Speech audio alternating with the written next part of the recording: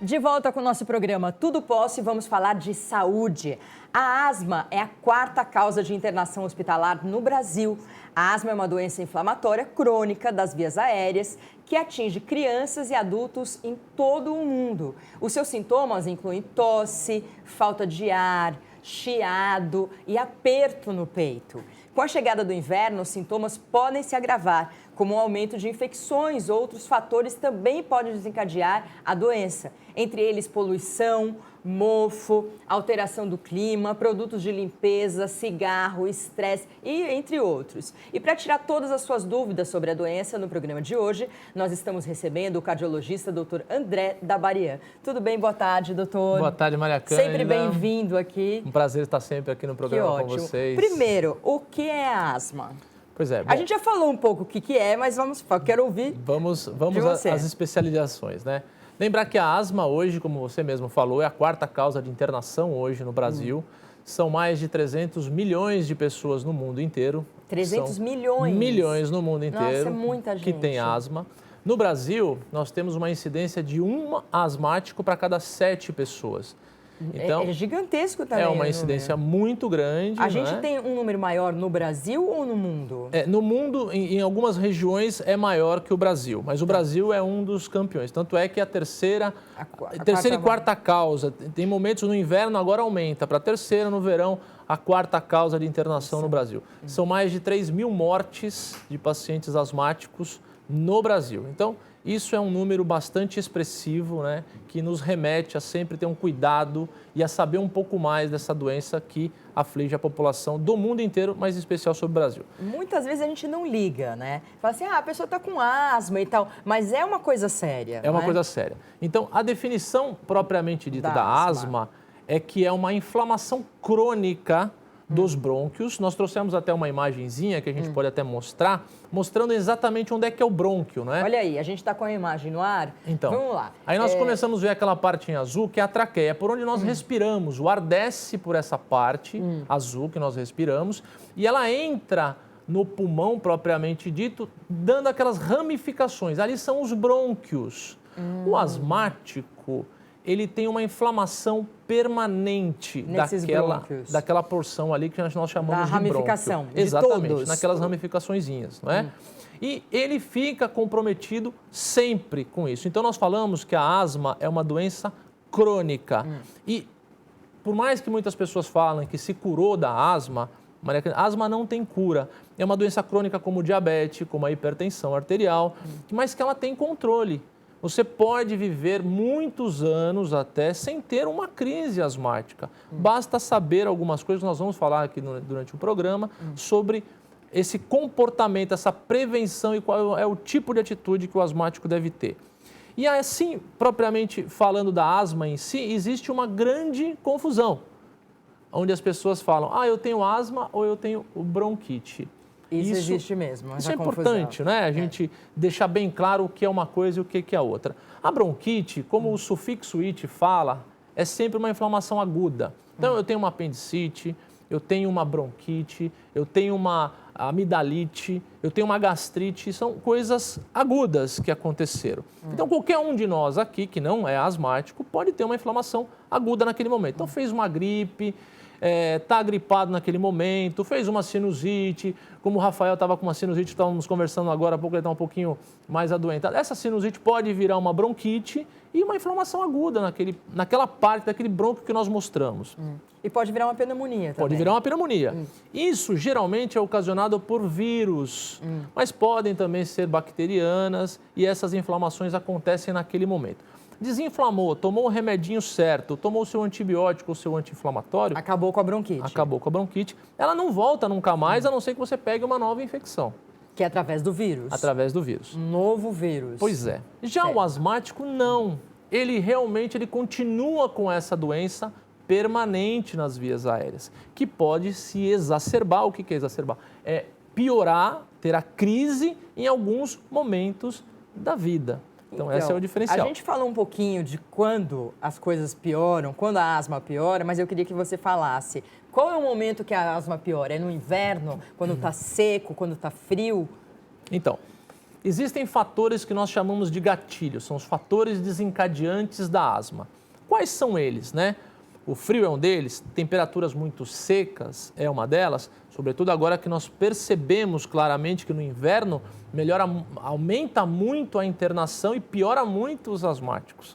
Até mesmo as bronquites também pioram, porque essas doenças respiratórias, de modo geral, aumenta-se muito nessas épocas de inverno. A seca piora muito, então inverno e seco é o pior cenário para o asmático, é onde ele mais sofre. Mas também não devemos esquecer de muitos aspectos como pó, poeira. Então você que está na sua casa e estou tirando aquela roupa do inverno, né? Aquele casaco que está lá há um ano lá sem mexer. Se você é asmático, você tem que tomar cuidado com tudo isso. É claro, porque ele está com aquele cheiro de bolor, aquele cheiro de coisa que está guardada há muito tempo. Isso, para o asmático, é terrível, porque o ácaro, esses bichinhos que ficam na roupa, no tapete, no carpete, no travesseiro, é uma coisa muito legal, né, para piorar o asmático e para dar as crises asmáticas. Então, as recomendações que nós falamos sempre para os asmáticos é que evitem-se esses tipos de substâncias ou situações que pioram realmente a crise asmática. Então, o que nós falamos? As pessoas ficam bravas até com a gente, falando, eu tenho um cachorrinho, eu adoro o meu cachorro. E eu ia perguntar de animal. Pois é. E aí, o cachorro é legal? Claro que sim, o cachorro é muito legal. Mas ele não deve ficar no seu convívio diário. Então, essas pessoas que vivem com os cachorros menores dentro de casa e que são asmáticas, é muito traumático quando o paciente vai lá no consultório e nós falamos para uma criança, olha, você não vai poder mais ficar com o seu bichinho de estimação. Claro. A criança chora, claro que ela fica sentida, porque aquele bichinho de estimação tem um valor muito sentimental para ela, né? O bichinho de pelúcia... É melhor não ter, então, um animal? Para quem tem asmático, olha, nem a recomendação gato, nem cachorro. é que não tenha. Porque não é só no pelo do animal, né? A saliva do animal é muito importante. E os gatos, a gente sabe que a forma com que eles se limpam, né, é através da lambedura, né? Eles ficam se lambendo o tempo inteiro. Aquela substância é muito agressiva para os brônquios dos asmáticos e piora muito, muito, muito. Então, quais são as medidas? Uma coisa muito legal que a gente fala com as mães, né? Como é que você varre a sua casa? Como é que você limpa a sua casa? Você passa a vassoura ou você passa um pano úmido na sua casa? Isso faz... Lá em casa passa o aspirador e depois aspirador. Um pano úmido. Então, Maria Cândida, você não vai ter problema de asma. Que bom. Nós estamos resolvidos. Por quê, gente? Isso é muito legal. Que a vassoura levanta a poeira. Quando você passa a vassoura, você só está levantando pó, na verdade. Você não está limpando nada, você está jogando só o pó para cima. Essas partículas ficam no ambiente por mais de 24 horas. Então, o asmático, quando chega, imagina aquela criança asmática que não chega da escola e a mãe fala, filho, está tudo limpinho, né? Na verdade, as partículas estão todas aí pelo ar e ele vai respirando, né? O nariz vira o aspirador, né? Ele vai só trazendo aquelas partículas para dentro. Claro que o pulmão vai sentir essa forma reacional muito aguda e começa a deflagrar os focos de asma. É a limpeza que faz com que os ácaros eles vão embora, Sim, né? a limpeza. E como é que a gente se limpa alguma coisa? Então, primeiro, Maria Cândida, a gente sempre fala assim, o asmático ele deve ter algumas precauções. Mas é só o asmático? Não. Acho que todos nós podemos desenvolver a asma também pela cronicidade da situação. Isso eu quero saber, não é hereditário? Sim, é hereditário, mas a cronicidade de um fato pode te levar a também ter uma doença crônica. Então, por exemplo, vamos falar daquela criança que todo dia fica lá com o seu gatinho ou com o seu cachorro e ela tem uma sensibilidade aumentada para isso. Ela vai estar constantemente em crises. Exposta, né? Porque ela não tirou o fator ocasional que é realmente o cachorro ou que é o gatinho. Então, tirar os animais dos pacientes que têm reações. Tapetes e carpetes, a gente fala. Olha, pode ser lindo, mas no ambiente que a gente vive, realmente ele é péssimo. Então, nós devemos tirar esses acumuladores, né? O carpete e o tapete que acumulam ácaros devem ser tirados. Cortinas de pano, horrível. E no inverno, todos adoram aquela mantinha, né? Como mantinha gostosa. Nossa, eu adoro, eu tenho umas mantinhas. Mantinha é tudo de bom, né? No inverno, vai tomar um café, vai sentar na poltrona da televisão, põe a mantinha, fica ótimo. É péssimo para o acúmulo de ácaros. Eles ficam ali também, eles também gostam muito dessas mantinhas. Então tem que lavar de quanto tempo, doutor? Então, o que nós falamos, né? Que o ideal seria um edredom.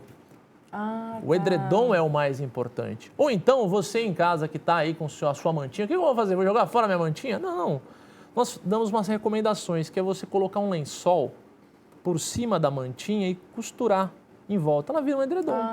Ela fica quentinha, fica gostosinha, só que ela fica protegida por aquele lençol que fica em cima, de modo que você evita a contaminação dos ácaros, do mofo, do fungo ou de qualquer substâncias que possam acumular, como os pós e as poeiras. Entendi. Então isso é fundamental. E o aspirador de pó? Ele é o melhor entre todos eles. Então não passe a vassoura em casa, use o aspirador de pó ou então um pano úmido para que você possa realmente limpar e tirar todo esse pó e essa poeira de dentro da sua casa. Isso é sensacional e é fundamental para que você evite. Então, é tirar você do foco da crise. Tá. O tapete também a gente deve tirar, porque assim, o carpete é uma coisa, o tapete também? Não tem? Tapete também. E aí, Maria Candida, você pode me falar uma coisa assim, mas existem tapetes hoje antialérgicos? Eu comprei um carpete antialérgico. Tem mesmo. Ele é ótimo. Não funciona bem, porque ele continua mantendo travesseiro, o pó, antialérgico. Tudo isso. Gente, tem que realmente tirar, fazer essa higienização sempre. Existem produtos que a gente passa na cama, no travesseiro, lavar sempre, deixar a casa sempre aberta, importante isso, casa fechada. Olha, no inverno fungos, a gente deixa muito fechado, né? Os fungos e o mofo adoram duas substâncias, quente e úmida. Então, ou seja, casa fechada e sem estar quentinho, aliás, estando quentinho o ambiente, é propício para o desenvolvimento desses fungos, desse ácaro. E as blusas, né? As blusas são as principais. Porque então, fica tudo acumulado, a gente deixa no verão tudo acumulado. Tudo acumulado. Tem que lavar tudo. Tem que lavar e colocar no sol, gente. Coloque lá no sol para tomar sol as suas blusas, os seus paletós, todos esses cachecóis, vai para o sol, fica lá exposto, que o sol é a fonte mais importante para acabar com esses bichinhos todos. São ótimas dicas. Vamos voltar à questão da hereditariedade? Vamos. Então, a criança, ela nasce com asma. Nasce com asma. Aí também temos um detalhe maior, né? Até os 2 anos, nós temos aquelas crianças que nós chamamos de bebê chiador. As crianças que chiam. Aí a mãe fala, meu bebê está chiando o tempo inteiro. Isso é comum, chamado bronquiolite. Isso também é uma diferenciação de asma. A minha criança é asmática? Não. Nesse primeiro momento, a gente fala de bronquiolite. E isso pode melhorar depois, ou não. Essa bronquiolite pode desenvolver um fator alérgico e pode ser uma asma porque cronificou. Então, a criança, depois de um certo tempo, com 7, 8 anos de idade, a gente percebe que já define-se bem o quadro asmático. E como é que a gente faz esse diagnóstico? Como é que eu vou saber se a minha criança tem asma ou não tem asma? Quais são os sintomas? Pois é, na grande maioria, a gente fala que a asma é uma falta de ar. Gente, por isso que nós falamos claramente que esse sintoma da asma é uma doença muito crônica e muito ruim para as pessoas que têm. Porque a pessoa fica com falta de ar. E eu não sei... a bombinha? E a bombinha, isso é um tratamento que nós vamos falar. Bom. E como isso é ruim? Quem já sentiu falta de ar sabe como é ruim você ficar querendo buscar o ar e não conseguir. O asmático vive esse drama. Essa coisa de querer estar sempre respirando e sempre com dificuldade. E não pode correr, não pode andar mais rápido, não pode subir uma escada, não pode nem dar risada. Porque se ele começar a dar risada, desencadeia foco asmático, ele fica com falta de ar e fica com aquele sibilo, aquele chiado. Então, como nós fazemos esse diagnóstico? O médico é capaz de fazer uma anamnese, ou seja, uma historinha simples, e fazer a diferenciação de uma bronquite ou de uma asma, ou até mesmo daquela criança que era o bronquiolítico, aquele bebezinho que chiava. Isso é facilmente feito uma anamnese rápida no consultório. Depois existem alguns exames que a gente chama de prova de função pulmonar, que é uma espirometria, onde a gente sopra um caninho que vai para um computador e ele analisa os gases. Esses são os principais recursos que nós temos para dizer que você tem asma ou não. Raio-X, tomografia, isso tudo não serve para dar o diagnóstico de asma, mas eles muitas vezes são importantes para que você também faça diagnósticos outros. Olha, não é asma, é uma outra doença que tem no pulmão, uma bronquiectasia, ou até mesmo algumas outras doenças pulmonares que a gente pode outra hora falar. Mas o asmático é feito esse diagnóstico. Então, a mãe geralmente fala para o médico, olha, ele chia toda hora. E quando é que ele chia? Quando ele corre. ele não pode dar risada daquele que chia, ele começa a fazer qualquer coisa, porque a asma é desencadeada por esses aspectos. Ou a pessoa que faz algum tipo de exercício, ou a pessoa que dá uma risada maior, ou a pessoa que faz qualquer outro fator diferente desencadeia a asma dela. Ai, que horrível, né? E Horrível. na hora da crise, a gente pode usar a bombinha? Pois é. E aí como é que nós fazemos? O tratamento em si da asma se fala dessas bombinhas. Nós não gostamos, eu propriamente dito que não gosto. Que é uma bombinha de ar, né? Pois é, não, é uma bombinha de remédio. De remédio? É. Você põe? Eu não gosto muito de falar bombinha, porque quando a gente fala bombinha, parece que é uma bomba, né? Uma bomba pequenininha. Eu não gosto desse nome, eu gosto de falar dispositivos, porque é uma coisa real mesmo, é um dispositivo. Nesse dispositivo inalatório, você pode colocar medicamentos. Ele pode ser em pó ou ele pode ser em líquido, que são os aerosóis. E você tem 2 tipos de medicamentos, e aí acontecem as confusões também da mãe. Eu falo a mãe, que geralmente é a mãe que está mais próximo do filho, mas é claro o pai também, ou até mesmo a babá que está em casa com a criança. Porque existe o medicamento de manutenção, que é aquele medicamento que nós usamos nos asmáticos para que evite-se a crise. Tá, que usa o quê? Uma vez por dia? Uma vez todo dia. Todo dia. 2 vezes ao dia, na grande maioria das vezes. Certo. Tá? Você usa esse para evitar a crise. Para evitar a crise. E isso é sempre, todo dia. Que nem o hipertenso que toma seu remedinho, que nem o diabético que toma seu remedinho, o asmático também tem que usar. Porque isso evita, Maria Cândida, que ele tenha a crise. Entendi. Que ele evite de ficar com aquela falta de ar, aquele chiado, e que seja levado ao pronto-socorro de urgência, sobretudo à noite. Porque, como sabemos todos, as doenças sempre pioram à noite. Pioram à noite. E principalmente a gente sabe quando tem criança isso. Nossa. E a asma não é diferente, ela piora muito à noite. E aí de manhã você quando está na crise, qual o dispositivo que Pois usa? é, a crise você usa os broncodilatadores. Esses broncodilatadores, eles têm um efeito. Vão abrir os brônquios. Abre-se os brônquios, porque o brônquio, imagina aquele brônquio fechadinho, que não está passando o ar, está dificultando a passagem do ar para dentro e para fora.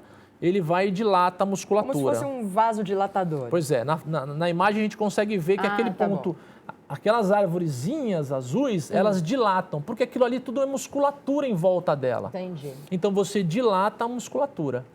Mas nós temos o efeito colateral desses broncodilatadores. E qual é? Qual é? O coração acelera. O asmático sabe disso. Ai, quando eu tomo esse remédio, meu coração dispara. É verdade? Claro que é verdade. Quando eu faço a inalação, então o doutor mandou usar Berotec e Atrovente, eu uso aquela inalação na hora da crise, mas meu coração dispara. Quem já usou Berotec sabe disso, coração dispara? Dispara mesmo. E o que tem que fazer? Vai ter que aceitar isso. É exatamente isso. Por isso que nós falamos de prevenir do que remediar. Porque o remédio em si, ele tem esses efeitos colaterais e muitas vezes são indesejáveis. Porque as pessoas começam com o coração acelerado, e aí você imagina quando nós associamos isso a um paciente ansioso. Você imagina que já é ansioso. Ele já é ansioso, não é? De natureza. O asmático ele já é ansioso porque a falta de ar torna a pessoa ansiosa. Poxa, você imagina, eu estou ansioso, eu estou com falta de ar. Essa falta de ar é meu pulmão? É meu coração? Eu vou morrer. Isso só piora. Aí ele usa um broncodilatador, o coração dele já está acelerado. O coração dele vai para 200 por hora. E realmente é uma sensação horrível. Então, muitas vezes nós pegamos doutor, esses que pacientes. coisa, É horrível. Que coisa. Então, esse paciente, como é que ele chega para a gente no hospital? Ele chega com a falta de ar e o coração lá disparado. Ele não sabe o que está pior. Se é o coração que está disparado. No hospital? Pois é, então, os medicamentos propriamente para isso, controlamos um pouco mais a frequência cardíaca. A pessoa com crise deve ir para o pronto-socorro? Deve ir para o pronto-socorro. Isso também é uma coisa que nós sempre falamos, né? Isso é uma recomendação aos pais e às mães. Como proceder diante de fatos como esse? Olha, meu filho ele é asmático, ele está numa crise. Ao menor probleminha, eu devo levar ele a sair correndo para o pronto-socorro? Não. Mas também não devemos postergar a ida ao pronto-socorro. Então, qual que é a medida inicial? Mãe e pai que estão nos ouvindo aqui, por favor, vejam seu filho. Olha, o tempo é propício, nós estamos no inverno. Nós estamos nesse momento agora que devemos ter mais atenção às nossas crianças. Então, olha, começou com uma crise asmática, ele está em vigência do remédio, está usando o remedinho, está melhorando. Quanto tempo eu devo observar? Observe meia hora, 30 minutos. Ele não melhorou com o remédio, ele não melhorou com a inalação, não melhorou com a bombinha, Então vai para o pronto-socorro. Vá para o pronto-socorro o mais rápido possível, porque isso provavelmente vai piorar. E aí pode existir algum componente adicional, uma infecção, que aí piora mais a vida do asmático. Então não tem como nós sabermos disso em casa. Por favor, mãe e pai, corram para o pronto-socorro. Isso mesmo. Viu? Doutor, se a pessoa usa esse tipo de dispositivo para uma simples gripe, isso faz mal? Então, qual que é a diferença, não é? Esses dispositivos, eles são, na grande maioria, de anti-inflamatórios hormonais. Existem os anti-inflamatórios não hormonais. Qual que é a diferença? Eu vou dar um exemplo clássico. Todo mundo já tomou o diclofenaco. Eu não sei. Nunca ouviu falar? Né? Diclofenaco, o cataflã, o Voltaren. Sim, isso eu já tomei. Os velhos, esses são anti-inflamatórios não hormonais. E nós temos os hormonais. Que são os hormonais? Que são os corticoides. Os corticoides são muito temidos pela população, porque tem efeitos colaterais. As mulheres incham, as mulheres engordam, fazem uma série de coisas. Só que os novos dispositivos trazem o corticoide de forma inalatória. Ele fica apenas no pulmão e não mais sistêmico como era antigamente. Então, esses anti-inflamatórios são específicos para o pulmão da pessoa. Então, alguém que está gripado, alguém que está com uma sinusite, uma rinite, não deve tomar esse tipo de anti-inflamatório, porque ele é mais específico para o pulmão. Ele deve tomar os não hormonais. Aí sim, pode ser um diclofenaco, um ibuprofeno, alguma outra substância que melhore a inflamação geral e não apenas pulmonar. Agora, se você está com alguma coisa pulmonar, então a bronquite, olha, peguei uma gripe, mas também estou tossindo. E essa tosse está me dando falta de ar.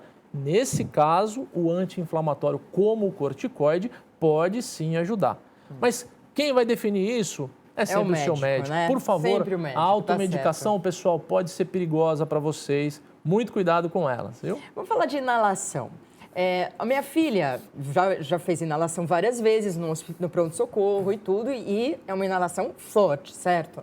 Aí você compra na farmácia aquele inalador que até tem da Mônica, do Cebolinha e tal, e ele é muito fraquinho. Isso adianta alguma coisa? Pois é, pessoal. A grande questão, a diferença do inalador de casa e do hospital é que em alguns momentos, dentro do hospital, você faz com oxigênio. E na sua casa você não tem o oxigênio, você tem aquele aparelhinho que produz lá um ventinho, né, que é um ar comprimido, na verdade, e ele vai para aquele dispositivo inalatório e transforma aquele líquido em fumacinha, né? Isso. Toda mamãe, vamos líquido agora. Que é o soro, né? Que é o soro. Mas você pode usar tanto o soro, mas você pode associar alguns medicamentos. Então, ou seja, por que ele é mais fraco, teoricamente? Pela falta do oxigênio. Certo. Segundo momento, muitas vezes a mãe só usa o sorinho e deixa de usar o remedinho específico que são os broncodilatadores. Então, quando você coloca o Atrovent e o Berotec, né, que são os brometos de patrópios e os outros análogos que aumentam a broncodilatação, você tem um efeito melhor para a criança. Aí Mas você isso o médico tem que dar, né? O médico tem que prescrever isso. Certo. A mãe que tem os filhos asmáticos tem sempre esse Berotec e Atrovent em casa. Todas elas já sabem. Já sei lá, vou botar 3, 4 gotinhas, vou botar mais 5 gotinhas do outro, mais 5 ml de soro. Então adianta essa inalação? Adianta. Mas e o sorinho só? Funciona? Sim, funciona. Sobretudo naqueles bebês menores que... Qual que é o problema dos bebês? Eles não sabem respirar pelo nariz, aliás, pela boca, eles só respiram pelo nariz. Então, quando fecha a parte nasal ou tem uma gripe muito forte, eles sofrem demais.